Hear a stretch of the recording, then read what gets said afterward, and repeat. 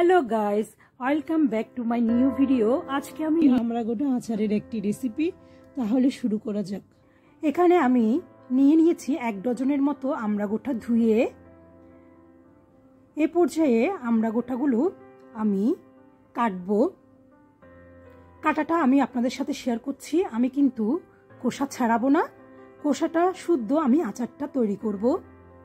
আপনারা ভিডিওতে দেখতে পাচ্ছেন আমি 2 পাশটা কেটে ফেলে দিব, তারপর পিস করব। আমি কিন্তু খোসা ছাড়াচ্ছি না, খোসা শুদ্ধ আচারটা হবে। এভাবে করে আমি বাকি আমড়া গোটাগুলো কেটে নিব। এই পর্যায়ে আমার কাটাটা শেষ হলো। আমি এখানে আচারের জন্য নিয়ে নিয়েছি পরিমাণ মতো সরিষার তেল, রসুনের কোয়া, নিয়ে নিয়েছি পরিমাণ মতো 5 ফোড়ন, নিয়ে নিয়েছি পরিমাণ মতো সরিষা ব্লেন্ড করে। এখন আমি চুলায় একটা কড়াই বসিয়ে সরিষার তেল দিয়ে দিলাম।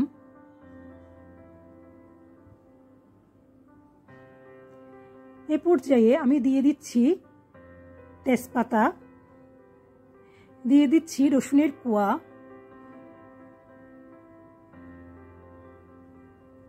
আমি হালকা রসুনটা নেড়ে নিচ্ছি। খেয়াল রাখবেন রসুনটা যাতে লাল হয়ে না যায়।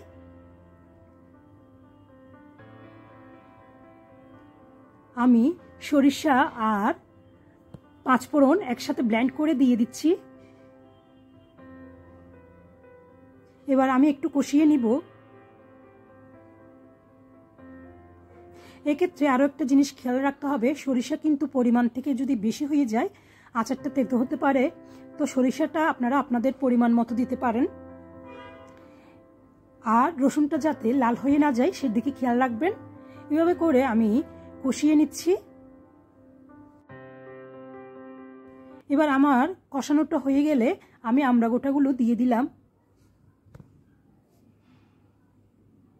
এবার আমড়া গোটার সাথে আমি এগুলো আরো ভালোভাবে কষিয়ে নিব।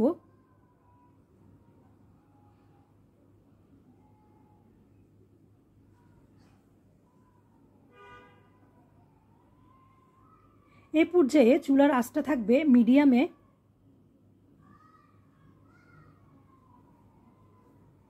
আমি অল্প পরিমাণে পানি অ্যাড করছি। এবার আমি আরো একটু ভালোভাবে কষিয়ে নিব। এই পর্যায়ে বারবার নাড়তে হবে যাতে নিচের দিকে লেগে না যায়।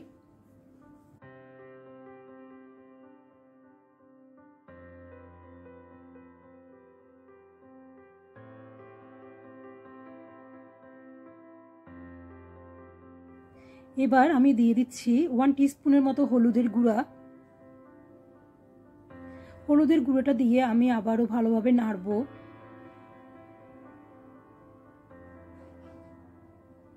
এবার দিয়ে দিচ্ছি পরিমাণ মতো চিনি।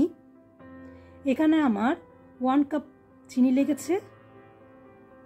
চিনিটা দিয়ে ঘন ঘন কিন্তু নাড়তে হবে, নাইলে নিচে লেগে যাবে।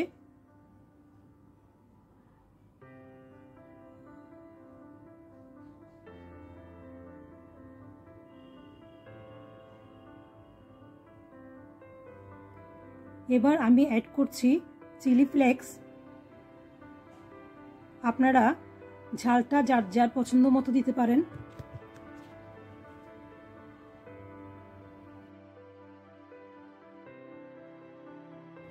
এবার আমি অ্যাড করব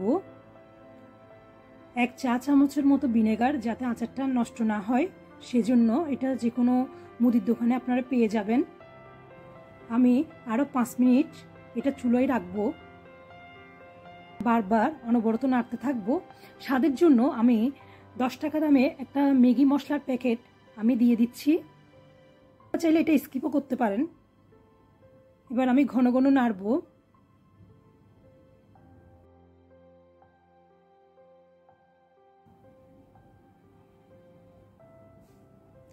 এই পর্যায়ে আমার আচারটা হয়ে গেছে।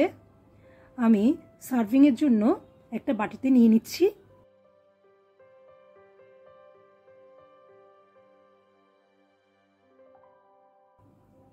আপনারা দেখতে পাচ্ছেন আচারটা কত সুন্দর হয়েছে।